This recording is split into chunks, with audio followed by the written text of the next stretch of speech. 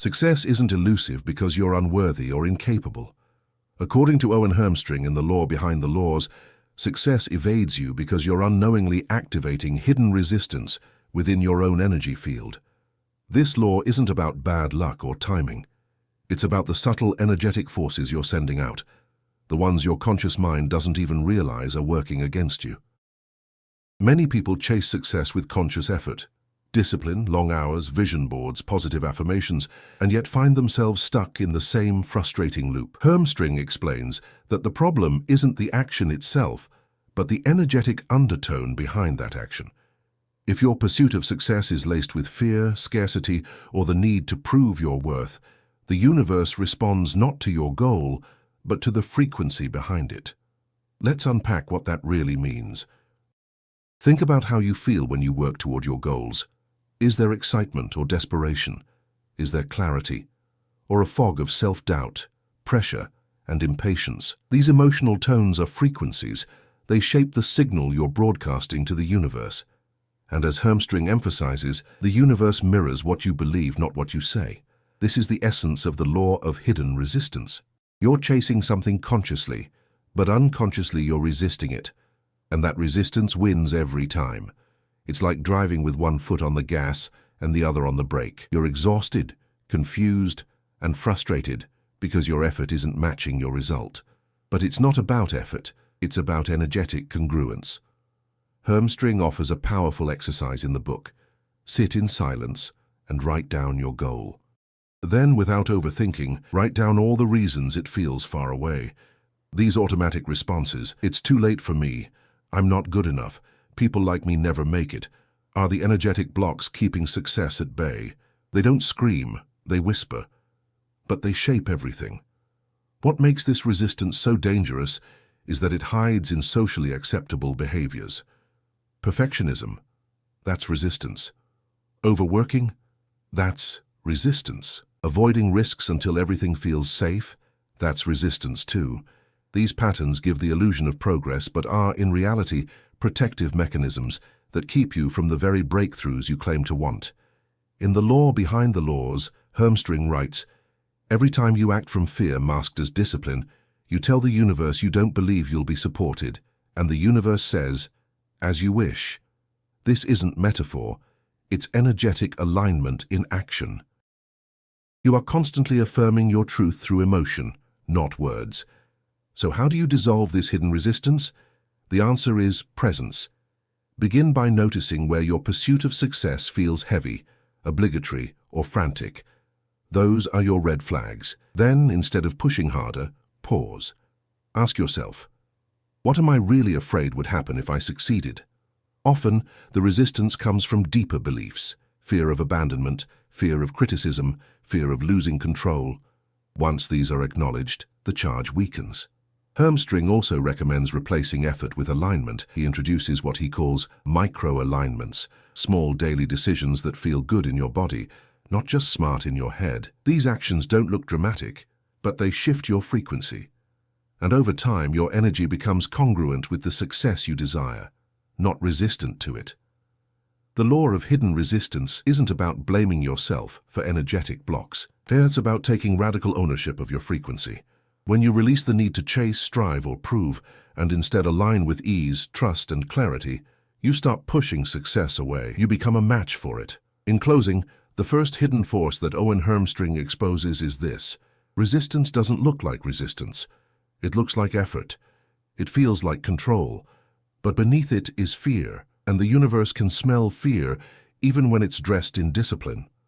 At the heart of Owen Hermstring's teachings in The Law Behind the Laws lies one of the most unsettling truths. You don't manifest what you want. You manifest what you believe you deserve. No matter how strong your desires, if the foundation of your self-worth is cracked, everything you build on top of it eventually collapses. This hidden force, the echo of unworthiness, explains why many people experience brief moments of progress only to find themselves back at square one. It begins in childhood. Hermstring explains that the subconscious mind forms its identity blueprint during early development, absorbing messages from parents, teachers, media, and society at large. These messages often translate to internalized beliefs like, "I'm not enough," Success is for others. Or if I shine too much, I'll be punished. The conscious mind may forget these teachings, but the subconscious never does. That's where the echo lives, not in your thoughts, but in your emotional memory. And every time you step towards something greater, whether it's wealth, love, visibility, or peace, that old echo whispers, "You don't belong here." It doesn't scream, and it doesn't need to. It just waits until you reach a peak moment, then triggers a familiar emotional response: guilt, doubt, sabotage. Hermstring calls this the thermostat effect. He compares your sense of worth to a thermostat set at a specific temperature, a comfort zone of emotional identity. If your current self-image is set to 68 degrees and success feels like 85, you'll unconsciously cool the room, procrastinate, fight with your partner, overspend, doubt yourself. Anything to return to familiar conditions. It's not because you don't want more, it's because more threatens the identity you're secretly loyal to. The echo of unworthiness is powerful because it's invisible to most. It doesn't sound like "I hate myself," it sounds like "I just want to stay humble," or "I'm not ready yet," or "maybe this isn't the right time." These sound rational, but they're often smokescreens for a deeper fear. The fear of being too much or wanting too much. Hermstring recounts a passage in his book where a client repeatedly failed to close major deals despite being talented and prepared. When they explored the energy behind it, the client admitted, "Every time I'm about to win, I hear my dad's voice saying, 'Don't get cocky.'" That single sentence, absorbed decades earlier, was enough to derail a lifetime of progress. That's how echoes work. They travel far beyond the moment they were created. To break this pattern, Hermstring prescribes what he calls radical reparenting. This doesn't mean blaming your parents or rewriting the past. It means becoming the guardian of your own self-worth. You identify the moment the echo was formed, the voice, the memory, the feeling, and then rewrite the narrative with your adult awareness. Instead of "I'm too much," the new belief becomes "My fullness makes others rise." Instead of "I'll lose love if I succeed," the truth becomes "The right people will celebrate me." This isn't easy work. Your nervous system has become addicted to the emotional cocktail of unworthiness, shame, scarcity, insecurity. But Hermstring insists that healing is possible, and it starts with recognizing when the echo is playing. He writes, "If your life keeps resetting, it's not the world resisting you. It's you returning to who you believe you are." One powerful technique he offers is a daily worthiness imprint. Each morning, stand in front of a mirror and speak the identity you are choosing to embody, even if it feels fake at first. Say, "I am someone who is safe to be seen," or "I am someone who attracts abundance without guilt." These statements are less about affirmations and more about reprogramming your emotional default settings. When done consistently, Hermstring notes, the body and subconscious begin to accept the new temperature. The echo fades, and instead of resetting your progress, you begin to expand it. You stop chasing success as a way to prove your worth and start receiving it as an expression of it. So if your life feels like a pattern of almosts, almost rich, almost in love, almost at peace, don't just push harder. Pause. Ask yourself, what part of me still believes I don't deserve this? That question may unlock the very cage you didn't know you were in. Owen Hermstring devotes an entire section of The Law Behind the Laws to a counterintuitive, and often uncomfortable, truth. Most people sabotage their manifestations by trying too hard to control the outcome. This is the third hidden force he exposes, the illusion of control, and it's one of the most deceptive traps on the spiritual journey. At first glance, wanting to control an outcome seems natural. After all, we're taught from childhood to make things happen, to take charge, and to create your own destiny. But Hermstring argues that true creation doesn't come from force, it comes from alignment. And when you try to force life to go your way, you're often signaling to the universe and to your own subconscious that you don't trust the process, and more importantly, that you don't trust yourself. Here's how it plays out.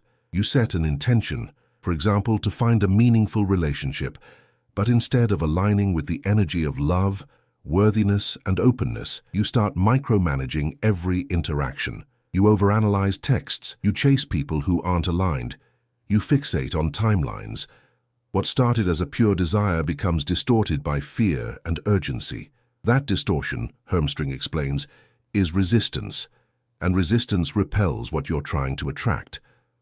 This is why he writes, "The universe responds not to your words but to your frequency, and control is always a frequency of fear." Control says, "If I don't do it, it won't happen." But alignment says, "Because I am, it will come." These are radically different paradigms.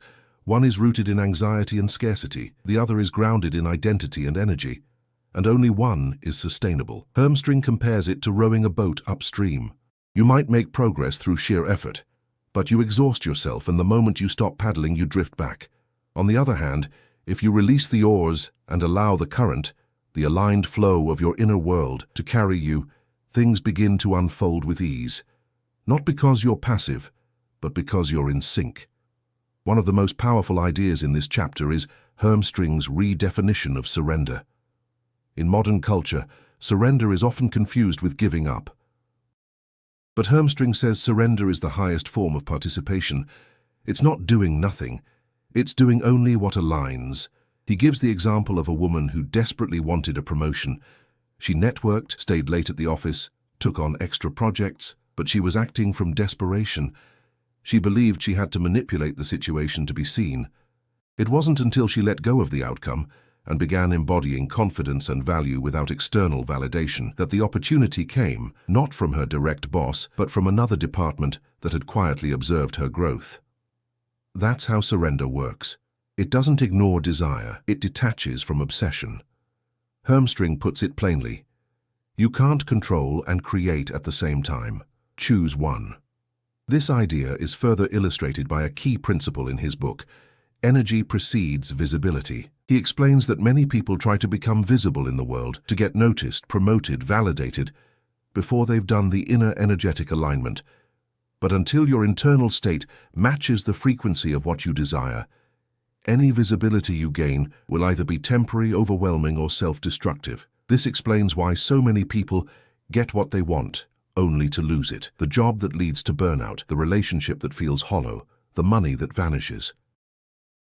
Hermstring argues these aren't failures, they're recalibrations. Life removes what was built on control, not coherence. So how do you release control? Hermstring offers a practice called energetic delegation.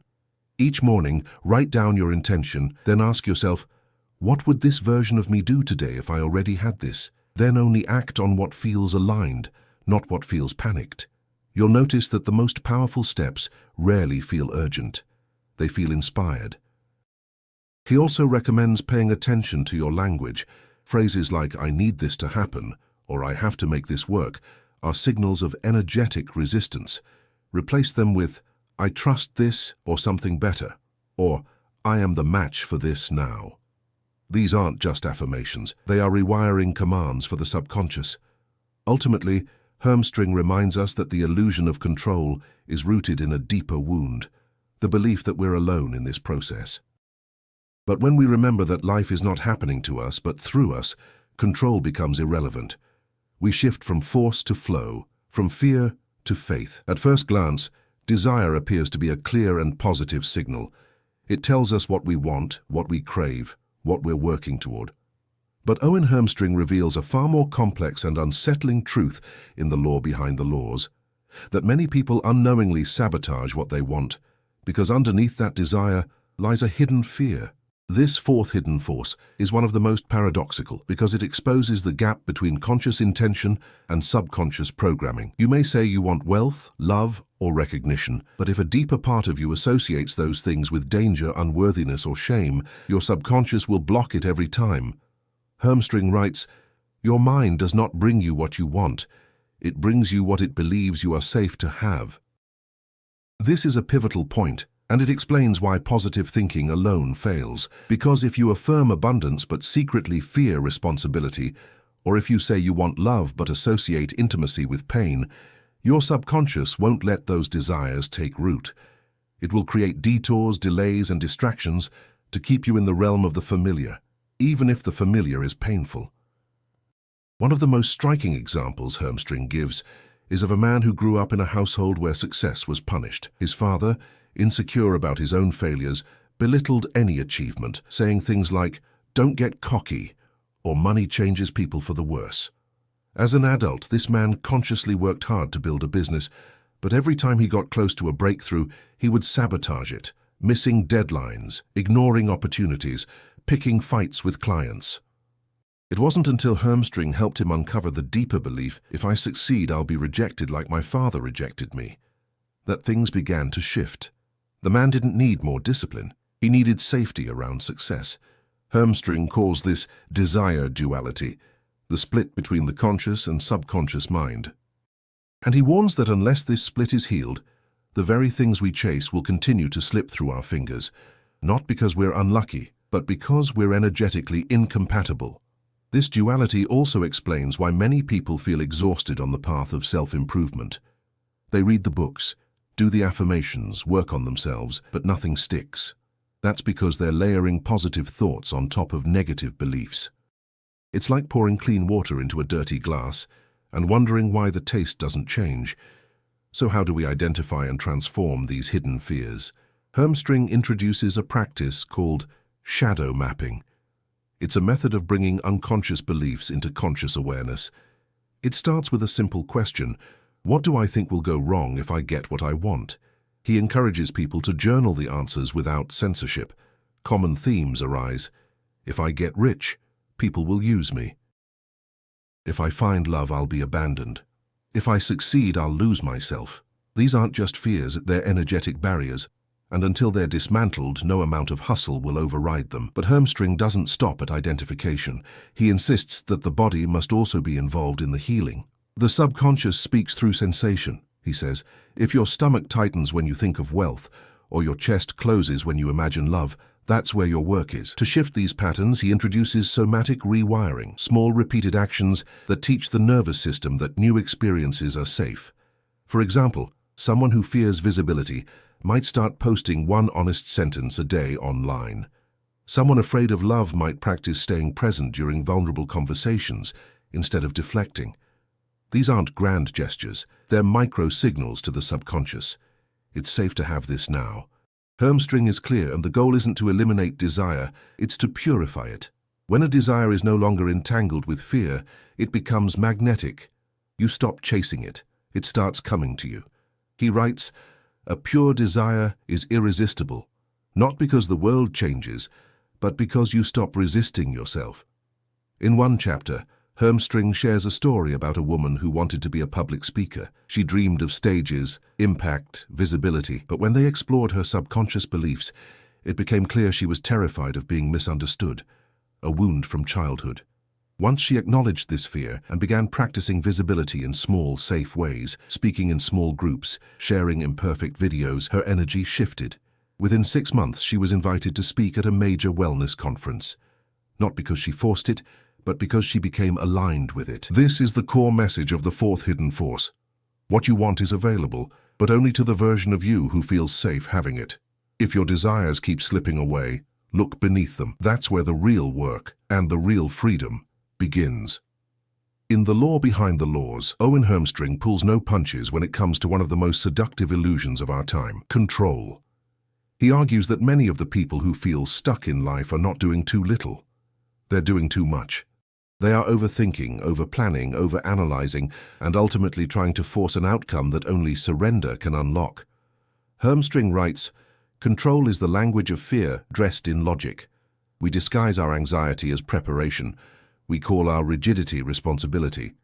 But at the core of this impulse is a refusal to trust. Trust ourselves, trust others, and above all, trust life."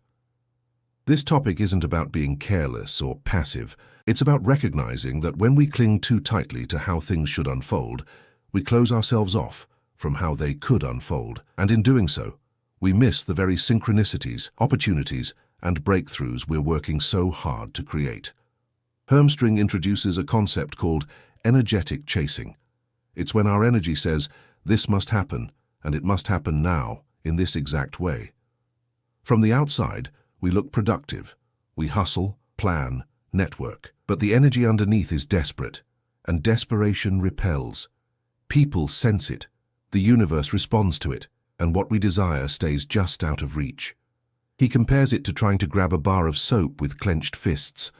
The tighter we grip, the more it slips away.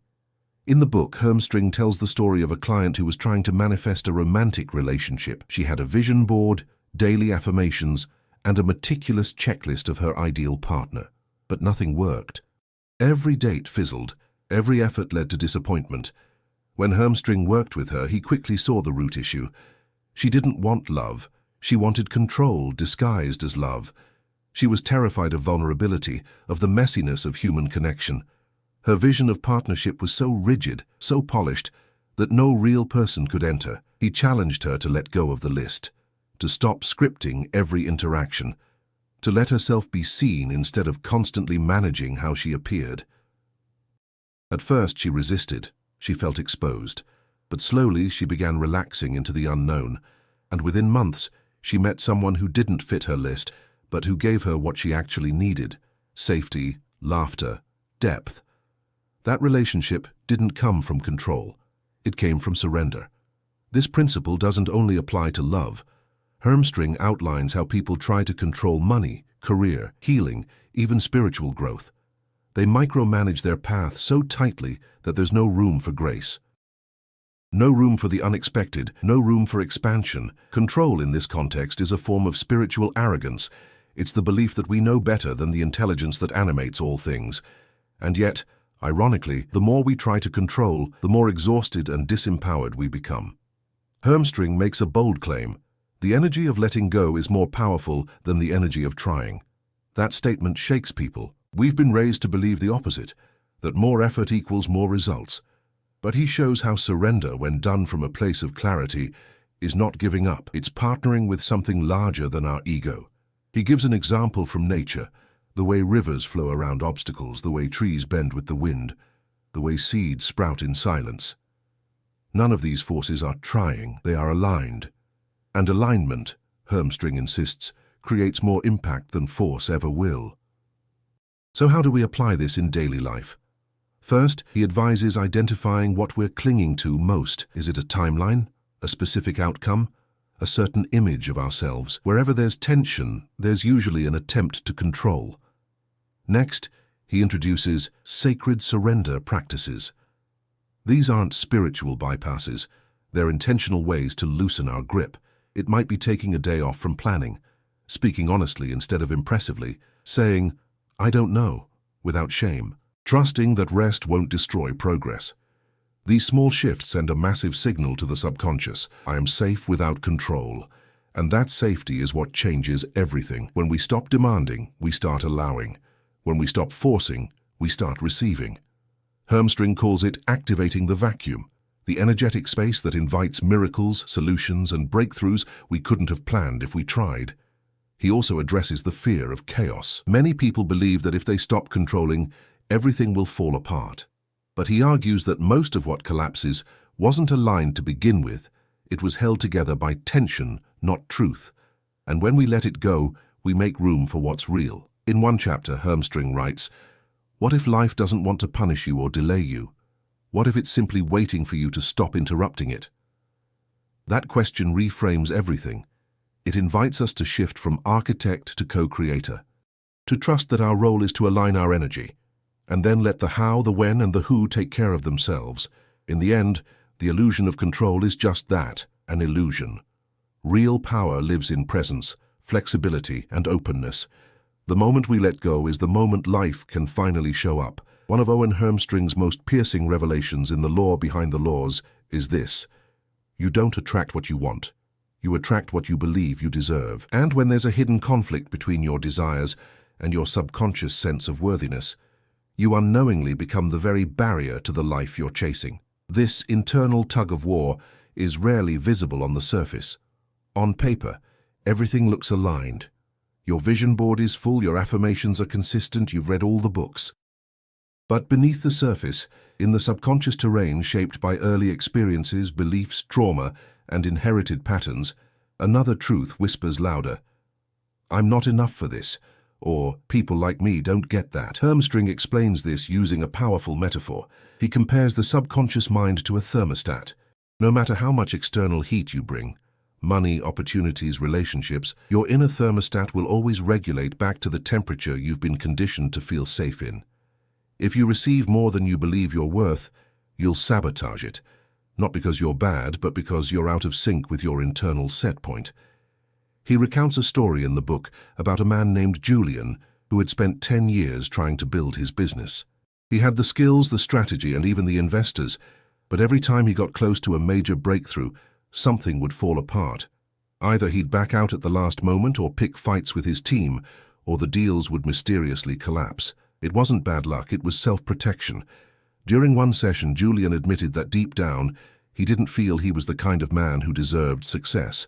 His father had failed in business and constantly told him, "Success ruins people." His mother, overwhelmed with life, had often said, "Just be grateful for what you have and don't ask for more." These voices had become Julian's blueprint. Hermstring emphasizes that wanting is a conscious act, but deserving is an unconscious identity. And if those two don't align, the subconscious always wins. He introduces what he calls the law of energetic congruence, the principle that the universe responds not to your words, but to the emotional energy behind them. You can say, "I want love," but if your energy says love is dangerous or "I'm not lovable," then life mirrors that. You meet people who confirm those beliefs. You chase outcomes that match your internal ceiling. You keep trying, but nothing sticks. This is where many people get disillusioned with manifestation. They believe they're doing everything right, staying positive, visualizing, acting as if, but nothing changes. Hermstring's response is brutally honest. You don't manifest what you think, you manifest what you feel to be true. So how do you shift this? Hermstring outlines a process he calls deservability rewiring.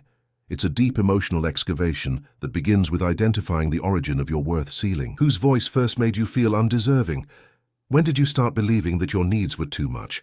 What success did you witness being punished? He guides readers through a series of questions. What did you learn about receiving? Who did you become to be accepted? What dream did you give up on because someone told you it was selfish? These questions aren't intellectual, they're emotional detonators, and they reveal the root of the split between desire and identity. Next, Hermstring challenges readers to practice what he calls energetic matching. Instead of asking, "How can I get what I want?" you ask, "Who do I need to become to feel safe having it?"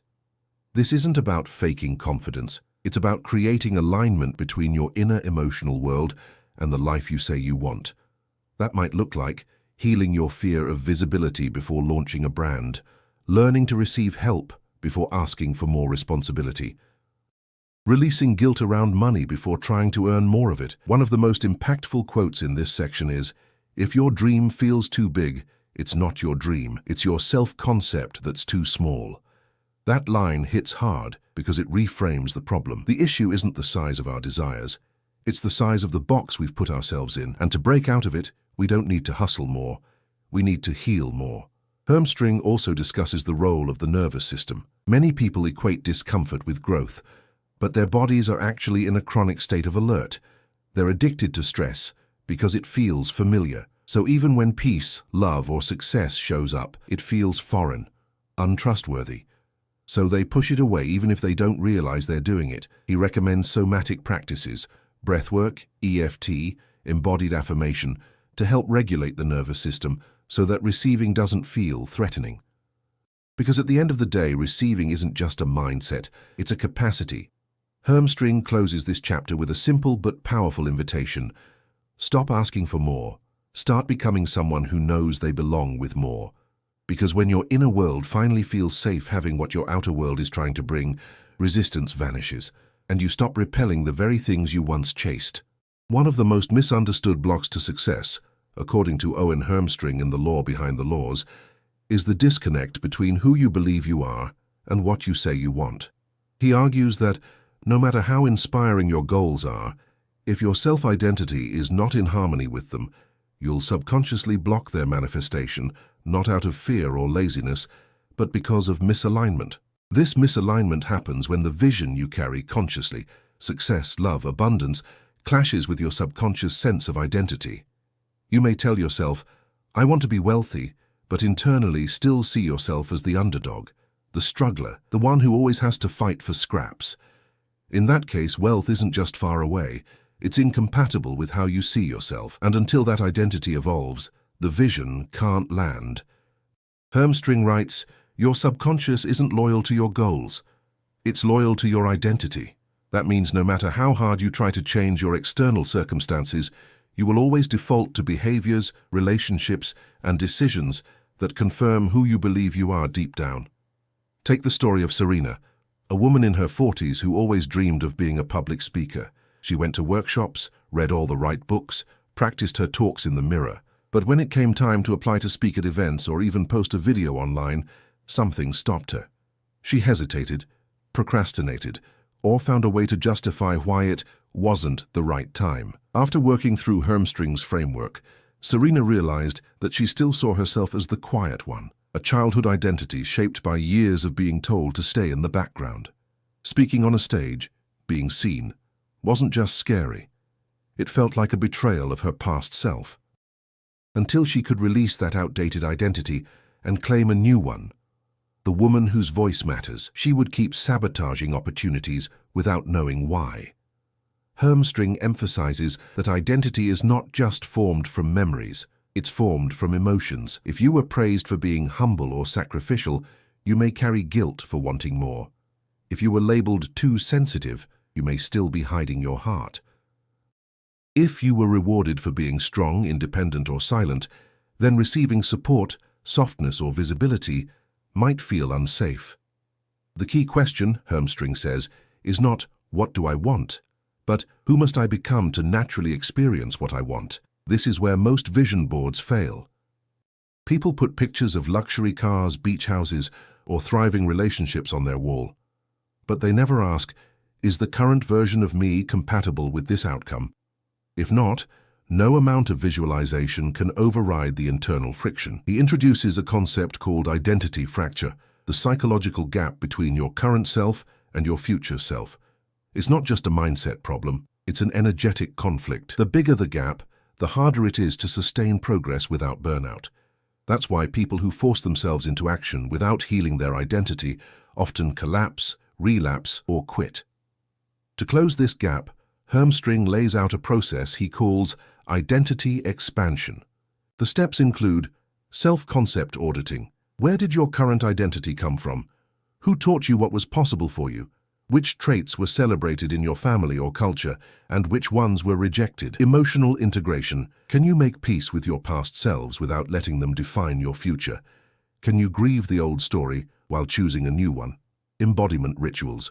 Instead of only affirming your future identity, how can you act from it daily in small, nervous system safe ways? This might look like dressing differently, speaking up more, setting boundaries, or saying yes to joy. Not for the results, but for the signal it sends to your subconscious.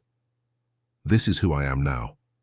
One of Hermstring's most poignant lines is, "Your dreams aren't waiting on a perfect plan.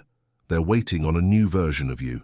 This version isn't created through hustle or force. It's revealed when you stop being loyal to your limitations and start aligning with the truth of who you were before the world taught you to shrink." He warns that identity work can be emotional. You might feel disoriented, lost, or even guilty as you start showing up differently. People around you might resist, not because they don't love you, but because they're used to the older version of you. That's why Hermstring insists that healing your identity is also about building new containers, communities, habits, and environments that support your evolution. He ends this section with a challenge. List 5 qualities of your future self, then ask, what would this version of me no longer tolerate? What would they do today without hesitation? What would they trust, even without proof? Because when you begin to answer those questions with action, identity begins to shift. And when your inner world matches your outer vision, results stop feeling like a fight and start flowing like a return to what was always yours. One of the most powerful revelations in the law behind the laws is Owen Hermstring's concept of emotional contracts, unconscious agreements we make early in life that quietly shape our reality long after we forget we made them. These contracts are not written in words or ink, but in emotions, survival instincts, and the invisible rules of love and belonging. Hermstring explains that from childhood, we begin negotiating our identity in exchange for safety, love, or acceptance. We agree without knowing it to be the strong one, the peacemaker, the invisible one, the caretaker, or the achiever, because that's what made us feel needed or approved of. Over time, these roles become the foundation of our self-worth, and even as adults we keep performing them, not because they're true, but because breaking them would feel like betrayal. Take, for example, a woman who says she wants financial freedom. She reads all the right books, follows money gurus, and works hard, but deep inside she's loyal to a contract that says, if I succeed too much, I'll leave my family behind. Her parents struggled. Her siblings still struggle. So success doesn't just feel unfamiliar, it feels disloyal. Her subconscious whispers, "Who do you think you are?" And that whisper is enough to keep her playing small, even if she doesn't realize it. Or consider a man who wants to find love, but was raised in a home where emotional expression was mocked or punished. Somewhere along the way, he signed an emotional contract. I'll never need anyone. I'll never be vulnerable. And now, even when he meets someone kind, his nervous system resists connection. He pushes them away, not because he doesn't care, but because the contract forbids it. To open up would be to break an oath he made to survive. Hermstring says these contracts often contain 4 parts. The pain or trauma that formed it, abandonment, shame, fear, rejection. The identity you adopted to cope, I'll be perfect, I won't need anyone, I'll make everyone happy. The loyalty or reward you gained, belonging, love, praise, less punishment. The fear of what would happen if you break it, being rejected, hated, forgotten, judged. And because most of these contracts are unconscious, we don't even know we're keeping them. All we know is that we keep getting close to change, and then pulling away. We say we want more but can't seem to receive it. We talk about manifesting new outcomes, but our behavior keeps looping in the past. That's not resistance. That's a contract still in effect. Hermstring writes, "You cannot become your future self while staying loyal to the emotional agreements of your past. To shift your reality, you must first become aware of the contracts you've signed, and then consciously release them. This is not about blaming your parents or past. It's about reclaiming authorship over your life story. It's saying, I understand why I became that version of me. It protected me. But I don't need that protection anymore." He suggests powerful journal prompts for uncovering hidden contracts. What am I afraid would happen if I finally received what I say I want? Whose rules am I still following, even if they're unspoken? What identity did I adopt in childhood to stay safe? And how is it limiting me now? What outcome am I unconsciously blocking to stay loyal to someone I love? These questions may stir discomfort, but that's the point. Hermstring insists that awareness is the beginning of freedom. Once you name the contract, you can renegotiate it. You can write a new agreement, one based not on survival but on truth. He shares a ritual called releasing the oath, a quiet moment where you close your eyes, place your hand on your heart and say, I release the vow I made to stay small. I honor the reasons it was created and I set myself free from it now. It may sound simple, but the nervous system responds powerfully to symbolic acts. Sometimes it only takes a few words to end years of unconscious resistance. Importantly, Hermstring emphasizes compassion. These contracts were not foolish. They were wise. They helped us survive when we were too young to choose differently. But we are no longer that age, and we no longer need to earn love by sacrificing ourselves. He writes, the life you're chasing isn't held back by laziness or lack of worth. It's locked behind an old promise you've outgrown. Releasing that promise isn't abandonment, it's evolution.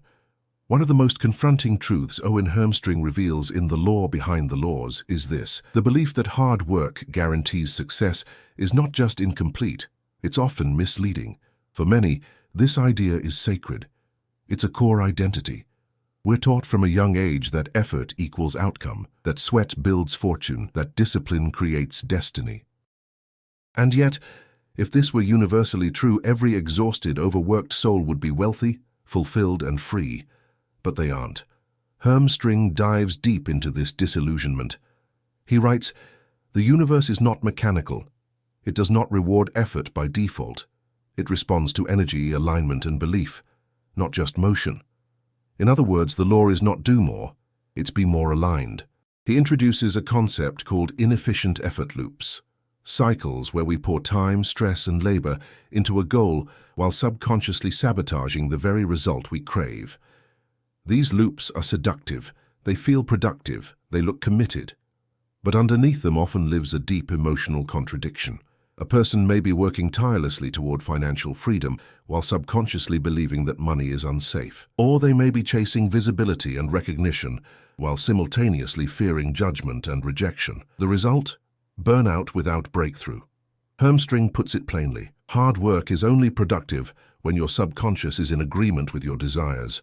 Otherwise, you are building castles in a storm and wondering why the walls keep falling. This realization shatters the illusion that effort is king. It exposes the truth.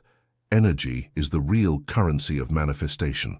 Energy, in this context, refers not to enthusiasm, but to the inner coherence of your beliefs, identity, and actions. Are you fully aligned with the outcome you seek, or are you working against yourself? He illustrates this with a metaphor. Imagine a car with one foot on the gas and one foot on the brake. The engine roars, the wheels spin, fuel burns, but the car doesn't move. From the outside, you'd say, "Wow, that car is trying so hard." But from within, it's just stuck. That's how many of us live, full throttle on goals while unknowingly pressing the brake with fear, guilt, doubt, or inherited beliefs. So, what's the solution? Hermstring doesn't advocate laziness or passivity. Rather, he teaches what he calls energetic efficiency, the art of aligning your beliefs, intentions, and identity before massive effort. When the internal system is clear, effort becomes exponential. Things move faster, results appear more easily. Not because you're doing more, but because you're not resisting yourself. He offers a series of reflection prompts to diagnose misalignment. What do I really believe about people who have the result I want? What unconscious payoff might I be getting from staying in the struggle?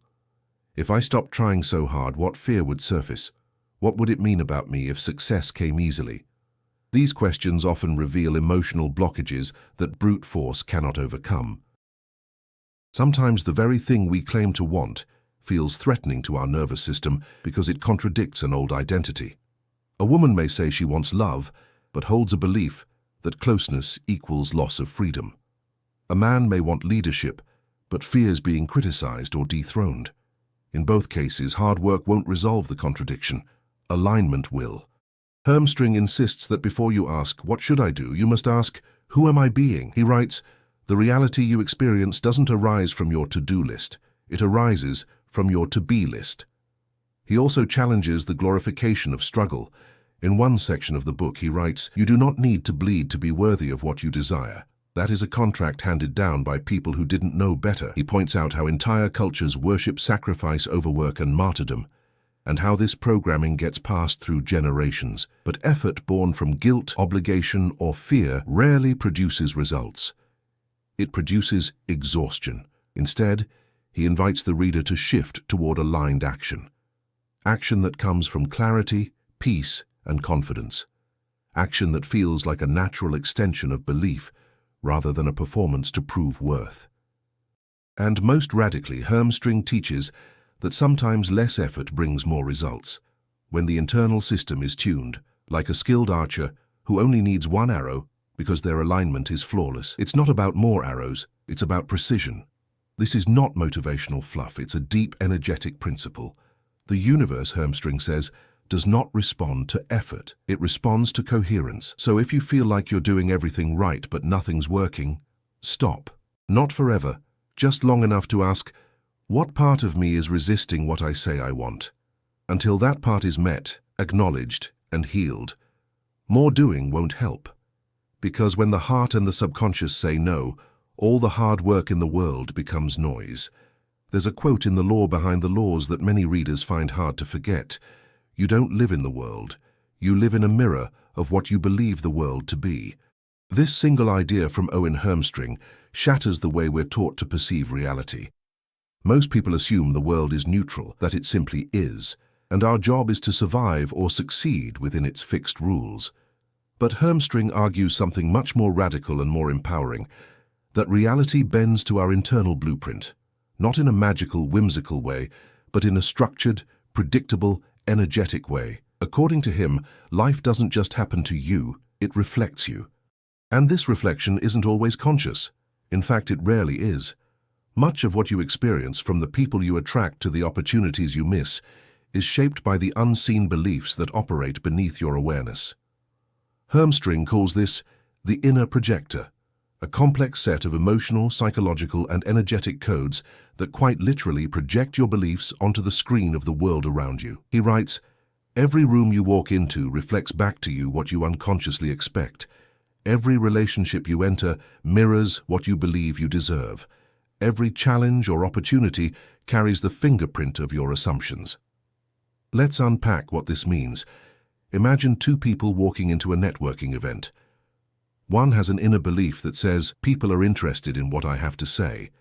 The other carries the belief, "I'm not interesting. I always get ignored."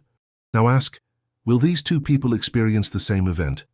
Of course not. They'll move differently, speak differently, attract different responses. One may leave the event with 5 new contacts and a deal in progress. The other may leave feeling invisible and resentful. Same room, same people, but a different inner projector, and thus a different reality.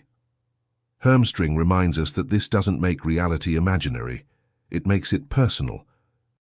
It means that what we call objective experience is actually deeply filtered, and until we upgrade those filters, we remain trapped in cycles that feel unchangeable, not because they are, but because our beliefs won't let us see anything else. He gives several examples of common mirrored beliefs. If you believe people always take advantage of you, you'll keep meeting people who do, or you'll distort their actions to match that story. If you believe love always ends in betrayal, you'll either attract betrayers or sabotage stability to fulfill the prophecy. If you believe money is dangerous, you'll repel wealth even while saying you want more. These patterns aren't punishment, they're reflections. Hermstring emphasizes your reality does not judge you. It simply repeats what you tell it to. He compares the universe to a mirror in a gym. If you frown into the mirror, it frowns back. If you smile, it smiles. The mirror doesn't decide what to show, it just reflects. And if you want to change the reflection, it's not the glass you edit. It's your expression. That's the energetic law. External shifts follow internal updates. But how do we uncover these beliefs if they're hidden? Hermstring offers a practical exercise. He says to take one area of your life that frustrates you, relationships, finances, career, and write down everything you believe about that area. Not what you want to believe, but what feels true deep down. Example, relationships are exhausting. Success always requires sacrifice. I'm never chosen. Then ask, where did this belief come from? Whose voice is it? Is it even yours? Most people discover they're not living their life. They're living their parents' life, or their culture's trauma, or a teacher's criticism, or a church's guilt. These inherited lenses form the mirror they mistake for truth. Hermstring calls this process cleaning the glass, removing the smudges of past experiences so we can see the world and ourselves clearly again. One of his most powerful insights is this: you're not stuck because of your circumstances. You're stuck because your mirror hasn't changed. He teaches that the fastest way to shift your life isn't always through action, it's through awareness. When you shift what you believe is possible, what's possible shifts. And here's where it becomes exponential. Once your internal projector changes, you don't just see different things, and you attract different things. People respond to you differently. Opportunities seem to appear out of nowhere, but they were always there. You just couldn't see them through the old mirror. That's the hidden force, not luck, not hustle, not fate, but energetic congruence between your inner identity and your outer experience. In the final chapters of the book, Hermstring says something that encapsulates this topic beautifully. Reality is not a prison, it is a portrait, and you are the artist. This is the ultimate liberation and the ultimate responsibility. If you're not seeing what you want, the answer is not out there, it's in the glass, and the good news, you can wipe it clean. You can replace the projector, and when you do, the world responds not with resistance, but with reflection.